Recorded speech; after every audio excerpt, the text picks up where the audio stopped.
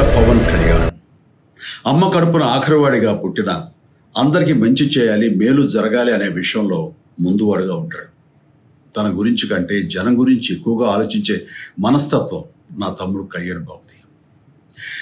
ఎవరైనా అధికారంలోకి వచ్చాక ప్రజలకు ఏదైనా చేయాలనుకుంటారు. కానీ కళ్యాణ్ తన సొంత సంపాదనని కౌలు రైతులు కన్నీళ్లు తుడిచేందుకు ఖర్చు పెట్టడం, సరిహద్దు దగ్గర ప్రాణాలొడ్డి పోరాడే జవాన్ కోసం పెద్ద మొత్తం అందివ్వటం, అలాగే మత్స్యకారులు ఇంకా ఎందరికో తాను చేసిన సహాయం చూస్తుంటే ఇలాంటి నాయకుడు కదా జనాలకు కావాల్సింది అనిపిస్తుంది.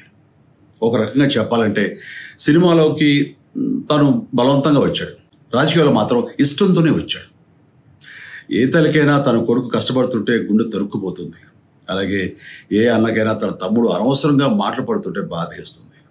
అలా బాధపడుతున్న నా తల్లికి ఈ అన్నయ్యగా ఒక మాట చెప్పాను. నీ కొడుకు ఎంతోమంది తల్లుల కోసం, వాళ్ళ బిడ్డల భవిష్యత్తు కోసం చేసే యుద్ధం అమ్మా ఇది. మన బాధ కంటే అది ఎంతో గొప్పది అన్నాను. అన్యాయాన్ని ఎదిరించకుండా మౌనంగా ఉండే మంచివాళ్ల వల్లనే ప్రజాస్వామ్యం మరింత నష్టం అని నమ్మి జనం కోసం జన సైనికుడయ్యాడు.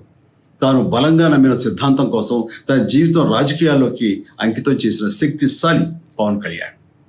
ప్రజల కోసం, రాష్ట్ర భవిష్యత్తు కోసం ఆ శక్తిని వినియోగించాలి అంటే చట్టసభలో అతని గొంతు మనం వినాలి.